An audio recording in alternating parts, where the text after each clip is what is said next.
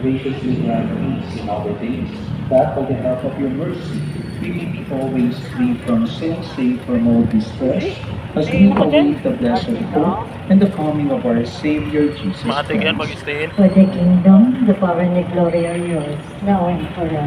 Lord Jesus Christ, who said to your apostles, "Peace I leave you, my peace I give you." Look not on our sins, but on the faith of your church. Graciously grant her peace and unity in accordance with your will, who live and reign forever and ever. Gana ganyan mo kaya ano, no? Ha? Gana ganyan, ang dami mo kaya umanan. Let's offer each other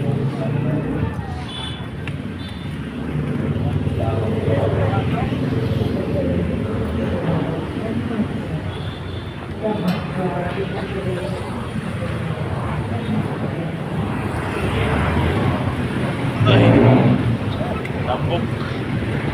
Tampok dong.